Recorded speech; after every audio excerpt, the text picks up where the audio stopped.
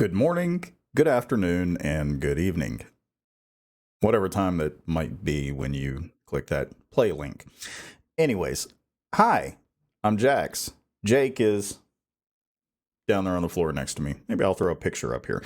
I don't know if you guys have seen Jake. Jake is my wonderful, amazing, pain in the butt shadow of a dog.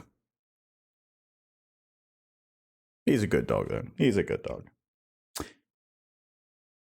Today, we are going to get back into Dracula by Bram Stoker. This is chapter 7, since we're only doing a chapter a week. I could do more, but I just feel like keeping the videos a little bit shorter is probably a better idea. If you notice, there is no fireplace right now because I've been making some changes with my stream room, trying to update things like alerts, transitions, and overlays on my stream, which you can find me at twitch.tv/JacksonJake. Just saying. I've been playing with audio. I've been trying to get things looking better, sounding better. I'm trying to be more engaging. I'm trying to do some different things, possibly. There's a lot of brainstorming going on right now, and I'm not sure how much of it is going to be worth doing, and some of it might not be worth doing, and I'm going to do it anyways because to hell with it. Why not? You know, why not? Anyways, let's go ahead and get started, eh? So, guys, I actually changed my mind, and I decided that before getting started, we're going to introduce you to Jake. Jake, come on. Come on. Hi. This is Jake. He is my retriever mix, and he is a mix.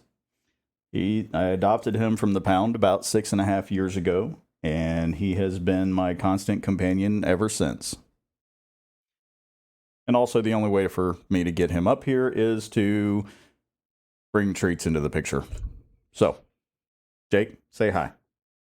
Oh, no. Okay, that's not saying hi. That is being violent towards food, and we're not violent towards food. This happens at least twice per stream. Good boy. All right. Now we're going to get to the reading. You know, I think I sit in front of this camera entirely too much with earbuds in because I really don't need the earbuds in to do reading. And here I am with earbuds. Anyways. Bram Stoker's Dracula. Chapter 7.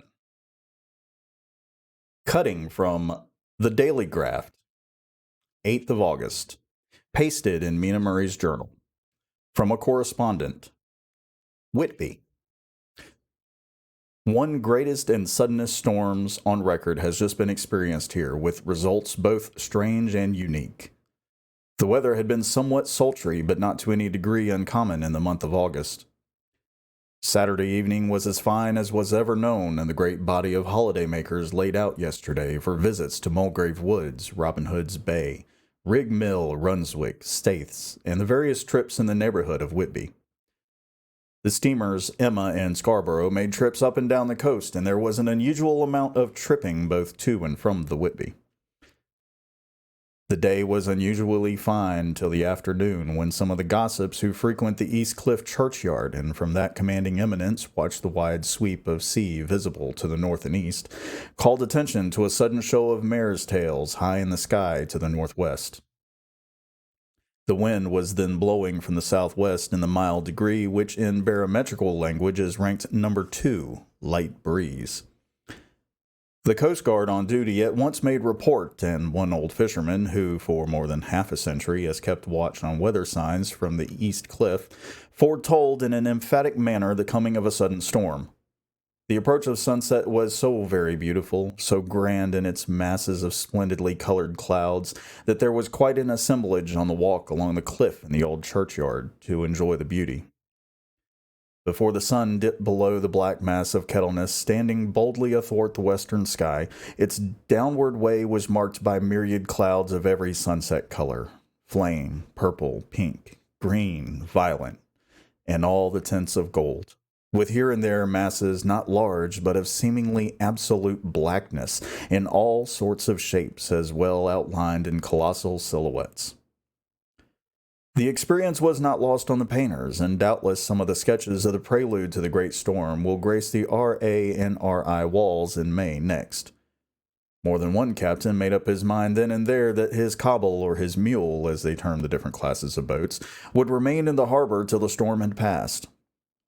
The wind fell away entirely during the evening, and at midnight there was a dead calm, a sultry heat, and that prevailing intensity which, on the approach of thunder, affects persons of a sensitive nature. There were but a few lights in sight at sea, for even the coasting steamers, which usually hugged the shore so closely, kept well to seaward, and but few fishing boats were in sight. The only sail noticeable was a foreign schooner with all sails set, which was seemingly going westwards. The foolhardiness or ignorance of her officers was a prolific theme for comment whilst she remained in sight, and efforts were made to signal her to reduce sail in face of her danger. Before the night shut down, she was seen with sails idly flapping as she gently rolled on the undulating swell of the sea. As idle as a painted ship upon a painted ocean.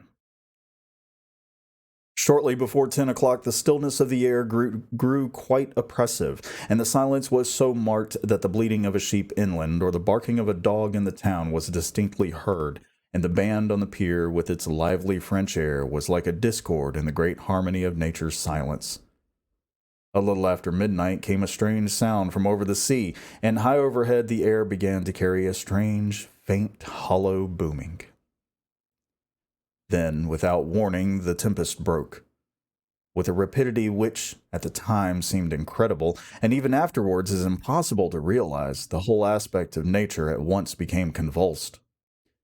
The waves rose in growing fury, each overtopping its fellow, till in a very few minutes the lately glassy sea was like a roaring and devouring monster.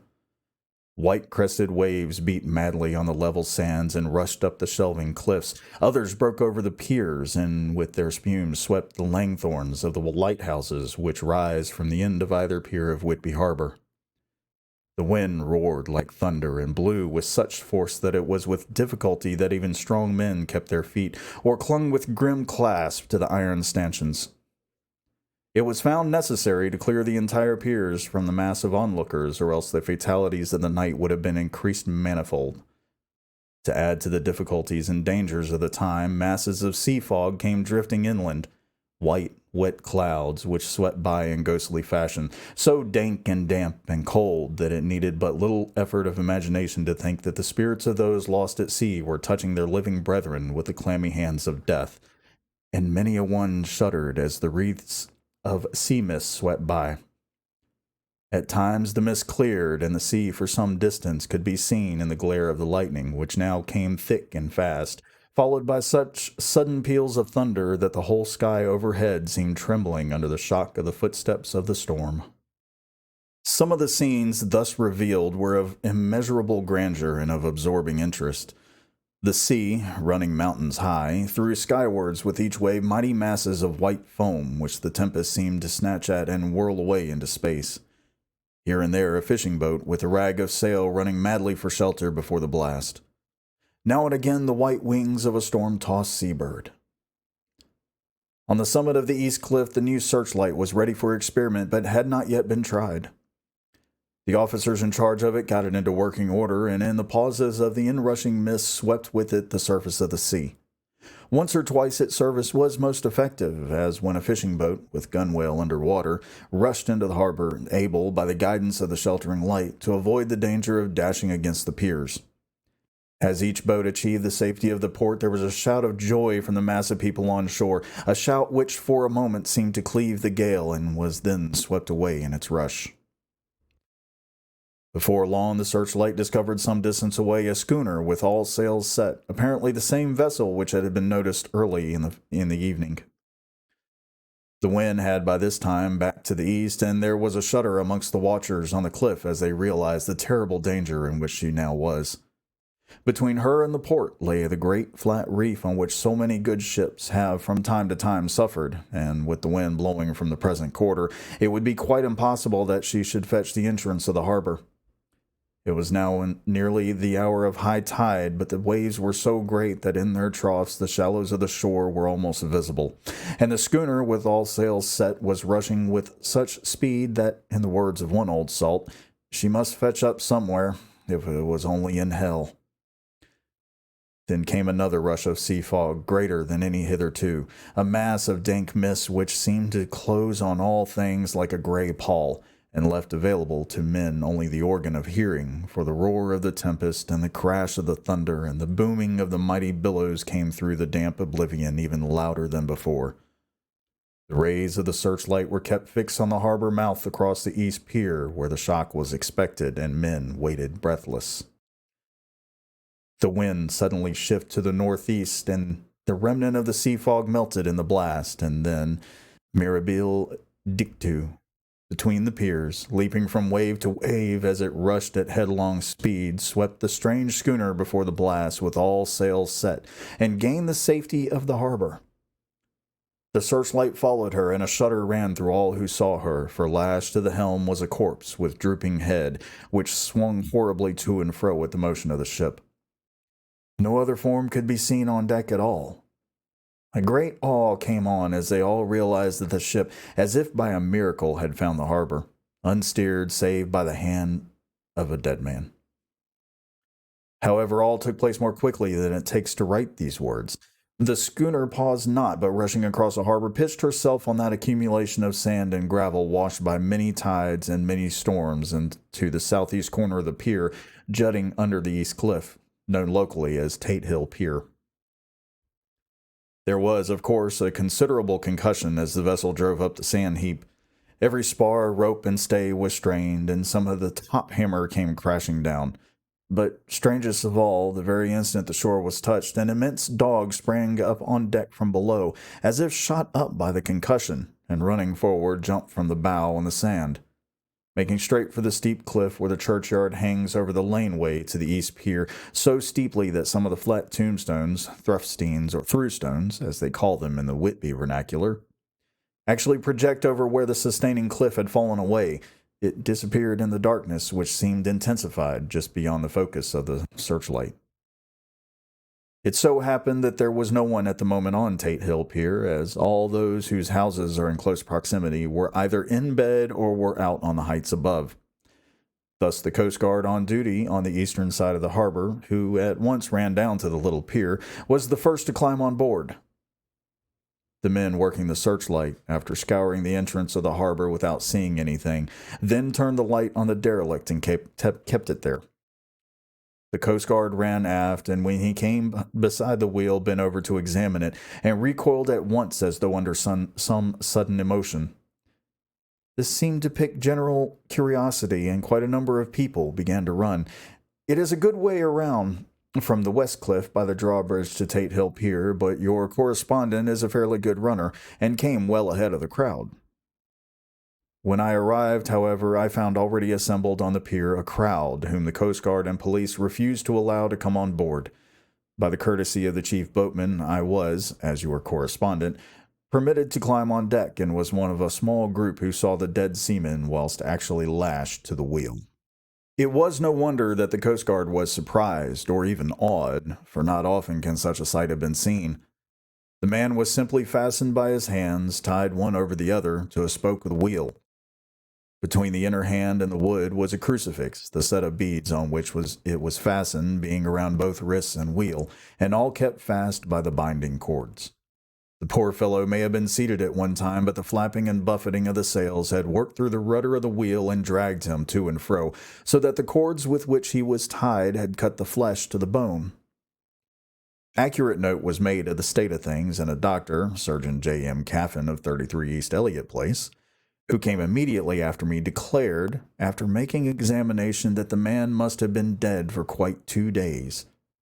In his pocket was a bottle, carefully corked, empty, save for a little roll of paper, which proved to be an addendum to the log. The Coast Guard said the man must have tied up his own hands, fastening the knots with his teeth. The fact that a Coast Guard was the first on board may save some complications later on in the Admiralty Court, for Coast Guards cannot claim the salvage, which is the right of the first civilian entering on a derelict.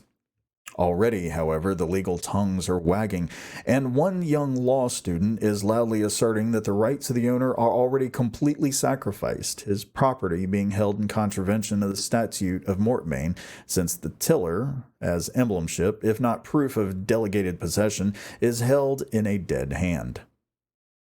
It is needless to say that the dead steersman has been reverently removed from the place where he held his honorable watch and ward till death, a steadfastness as noble as that of young Casabianca, and placed in the mortuary to await inquest. Already the sudden storm is passing, and its fierceness is abating. Crowds are scattering homeward, and the sky is beginning to redden over the Yorkshire wolds.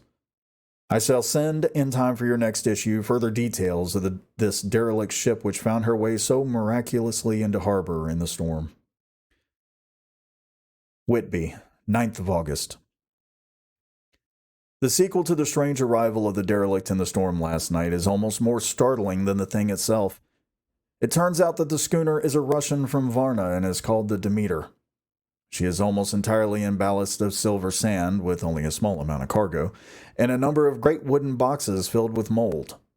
This cargo was consigned to a Whitby solicitor, Mr. S. F. Billington of 7 the Crescent, who this morning went aboard and formally took possession of the goods consigned to him. The Russian consul, too, acting for the chapter party, took formal possession of the ship and paid all harbor dues, etc. Nothing is talked about here today except a strange coincidence. The officials of the Board of Trade have been most exacting in seeing that every compliance has been made with the existing regulations. As the matter is to be a 9 days' wonder, they are evidently determined that there shall be no cause of after complaint.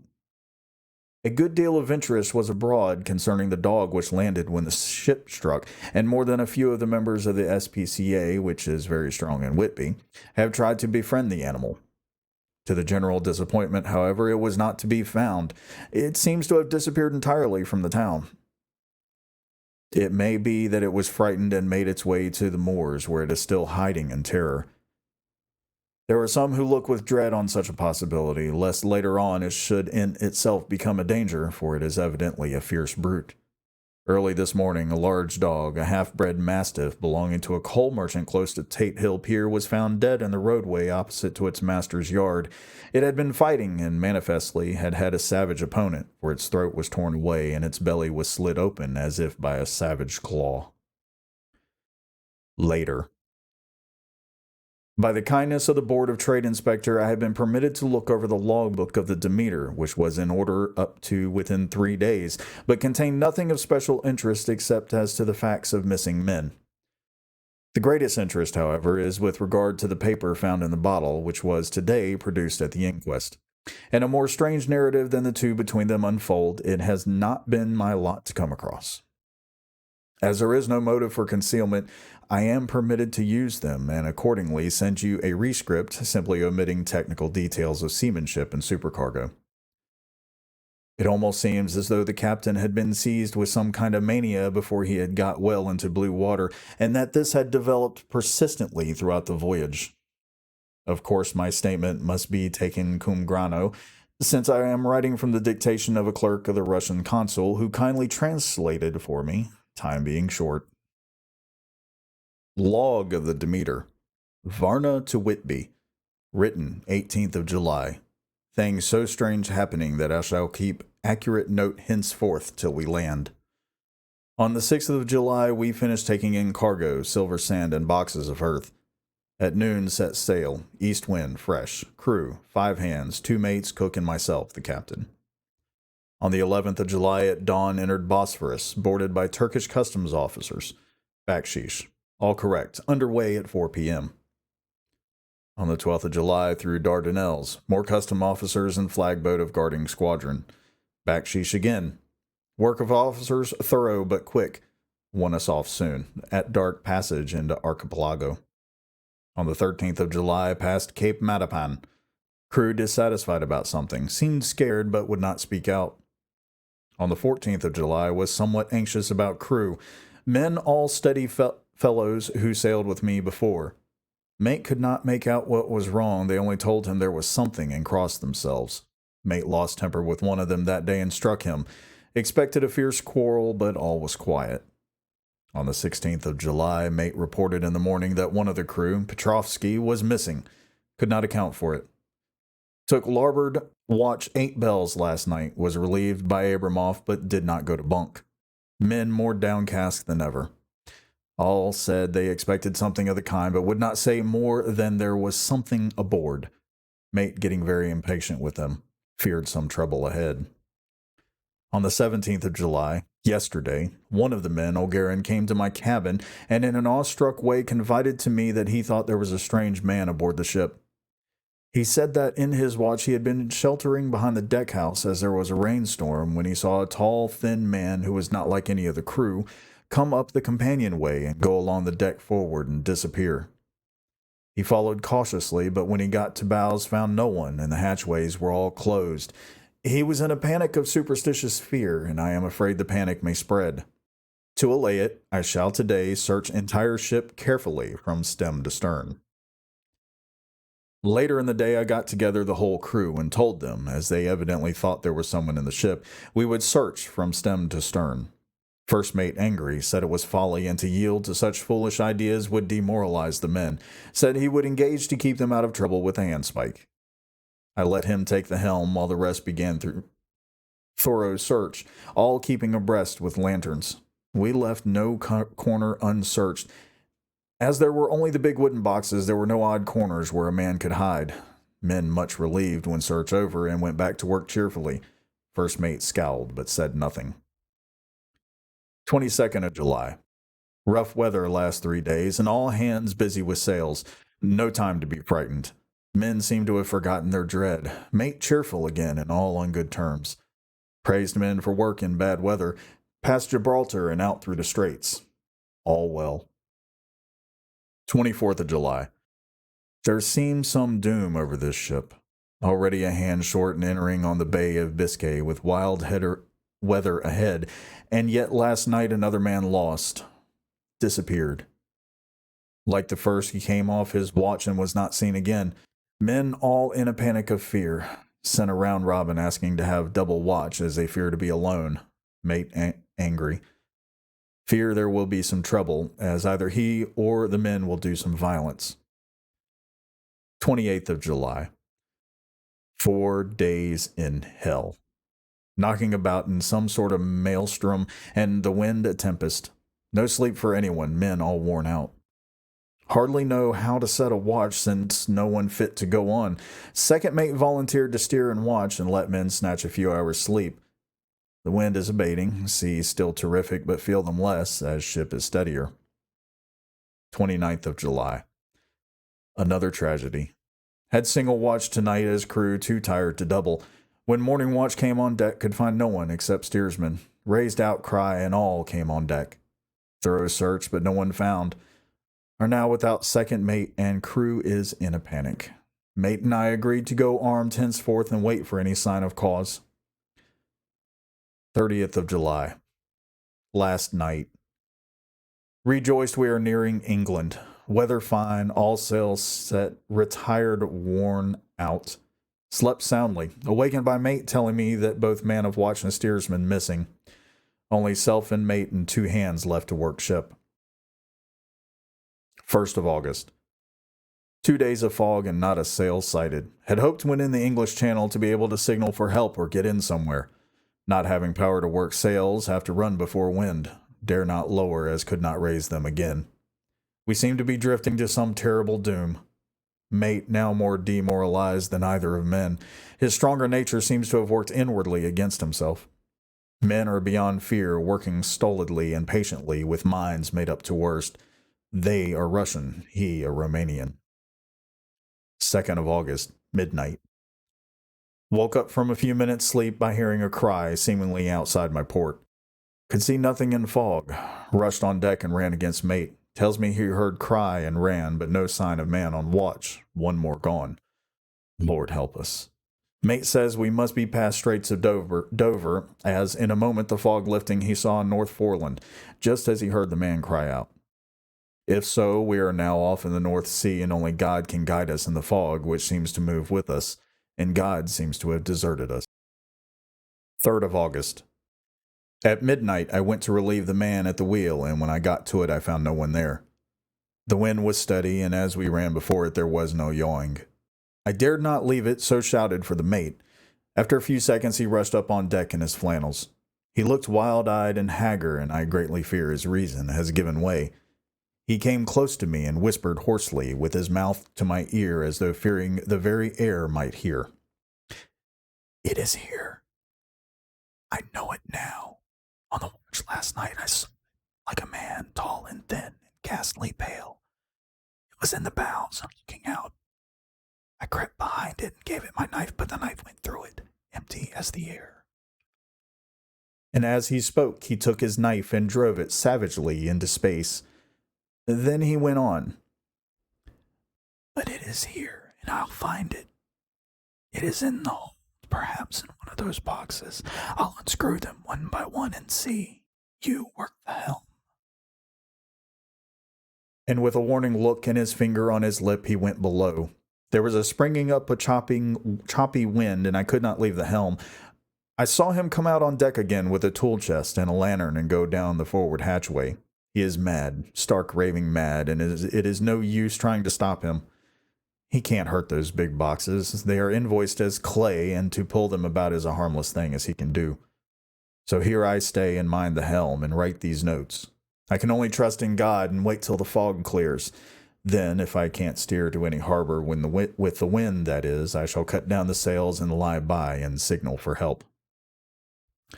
It is nearly all over now, just as I was beginning to hope that the mate would come out calmer, for I heard him knocking away at something in the hold, and work is good for him. There came up the hatchway a sudden, startled scream, which made my blood run cold, and up on the deck he came as if shot from a gun, a raging madman with his eyes rolling and his face convulsed with fear. Save me, he cried, and then looked around on the blanket of fog. His horror turned to despair, and in a steady voice he said, "You had better come too, Captain, before it is too late. He is there. I know the secret now. The sea will save me from him, and it is all that is left." Before I could say a word or move forward to seize him, he sprang on the bulwark and deliberately threw himself into the sea. I suppose I know the secret too now. It was this madman who had got rid of the men one by one, and now he has followed them himself. God help me. How am I to account for all these horrors when I get to port? When I get to port? Will that ever be? 4th of August. Still fog, which the sunrise cannot pierce. I know there is sunrise because I am a sailor. Why else I know not. I dared not go below. I dared not leave the helm, so here all night I stayed. In the dimness of the night I saw it. Him. God forgive me, but the mate was right to jump overboard. It was better to die like a man. To die like a sailor in blue water, no man can object. But I am captain, and I must not leave my ship. But I shall baffle this fiend or monster, for I shall tie my hands to the wheel when my strength begins to fail, and along with them I shall tie that which it dare not touch. And then, come good wind or foul, I shall save my soul and my honor as a captain. I am growing weaker, and the night is coming on. If he can look me in the face again, I may not have time to act. If we are wrecked, mayhap this bottle may be found, and those who find it may understand. If not, well, then all men shall know that I have been true to my trust. God and the Blessed Virgin and the saints help a poor ignorant soul trying to do his duty. Of course, the verdict was an open one. There is no evidence to adduce, and whether or not the man himself committed the murders, there is now none to say. The folk here hold almost universally that the captain is simply a hero, and he is to be given a public funeral. Already it is arranged that his body is to be taken with a train of boats up the Esk for a piece, and then brought back to Tate Hill Pier and up the Abbey steps, for he is to be buried in the churchyard on the cliff. The owners of more than 100 boats have already given in their names as wishing to follow him to the grave. No trace has ever been found of the great dog, at which there is much mourning, for, with public opinion in its present state, he would, I believe, be adopted by the town. Tomorrow we will see the funeral, and so will end this one more mystery of the sea. Mina Murray's Journal, 8th of August. Lucy was very restless all night, and I, too, could not sleep. The storm was fearful, and as it boomed loudly among the chimney pots, it made me shudder. When a sharp puff came, it seemed to be like a distant gun. Strangely enough, Lucy did not wake, but she got up twice and dressed herself. Fortunately, each time I awoke in time and managed to undress her without waking her and got her back to bed. It is a very strange thing, this sleepwalking, for as soon as her will is thwarted in any physical way, her intention, if there be any, disappears, and she yields herself almost exactly to the routine of her life. Early in the morning, we both got up and went down to the harbor to see if anything had happened in the night. There were very few people about, and though the sun was bright and the air clean and fresh, the big, grim-looking waves that seemed dark themselves because the foam that topped them was like snow forced themselves in through the narrow mouth of the harbor, like a bullying man going through a crowd. Somehow I felt glad that Jonathan was not on the sea last night, but on land. But oh, is he on land or sea? Where is he, and how? I am getting fearfully anxious about him. If only I knew what to do and could do anything. 10th of August. The funeral of the poor sea captain today was most touching. Every boat in the harbor seemed to be there, and the coffin was carried by captains all the way from Tate Hill Pier up to the churchyard. Lucy came with me, and we went early to our old seat, whilst the cortege of boats went up the river to the viaduct and came down again. We had a lovely view and saw the procession nearly all the way. The poor fellow was laid to rest quite near our seat, so that we stood on it when the time came and saw everything. Poor Lucy seemed much upset. She was restless and uneasy all the time, and I cannot but think that her dreaming at night is telling on her. She is quite odd in one thing.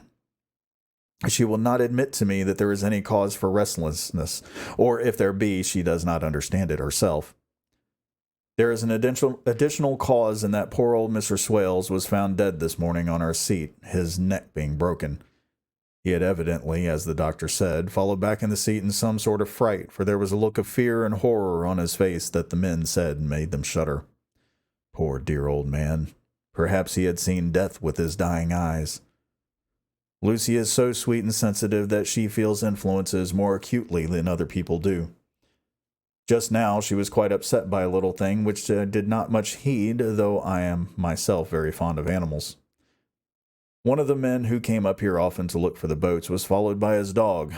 The dog is always with him. They are both quiet persons, and I never saw the man angry nor heard the dog bark. During the service, the dog would not come to its master, who was on the seat with us, but kept a few yards off, barking and howling. Its master spoke to it gently, and then harshly, and then angrily.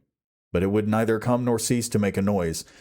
It was in a sort of fury, with its eyes savage and all its hairs bristling out like a cat's tail when puss is on the warpath. Finally, the man, got angry and jumped down and kicked the dog, and then took it by the scruff of the neck and half dragged and half threw it on the tombstone on which the seat is fixed. The moment it touched the stone, the poor thing became quiet and fell all into a tremble. It did not try to get away, but crouched down, quivering and cowering, and was in such a pitiable state of terror that I tried, though without effect, to comfort it. Lucy was full of pity too, but she did not attempt to touch the dog, but looked at it in an agonized sort of way.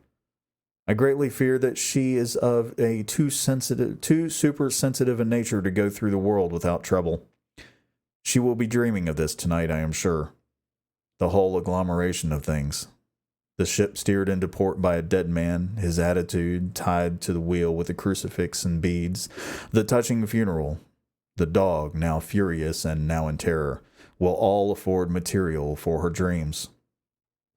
I think it will be best for her to go to bed tired out physically, so I shall take her for a long walk by the cliffs to Robin Hood's Bay and back. She ought not to have much inclination for sleepwalking then. And that is it for today. Chapter 7 is complete.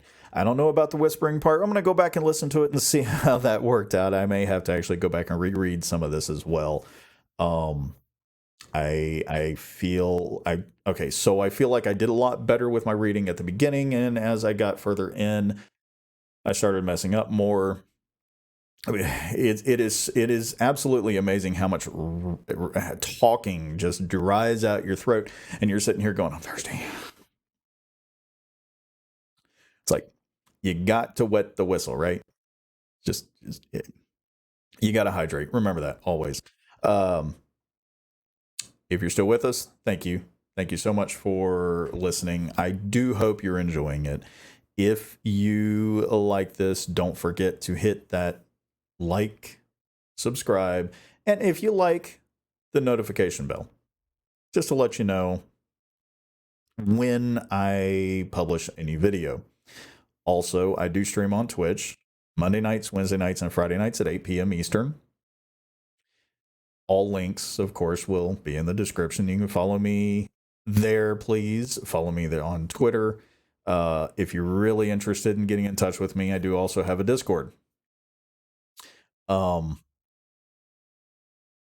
I don't do a whole lot of reading on stream. It's mostly gameplay. But I do have those that say they enjoy the way I sound. So, hey, come on by and stop in. Say hi. Let's be friends. Seriously. Anyways, next week will be chapter 8. We'll be delving back into Mina Murray's journal. And, well, till then, y'all have an absolutely wonderful day. And please, please, please be safe. Y'all come back now.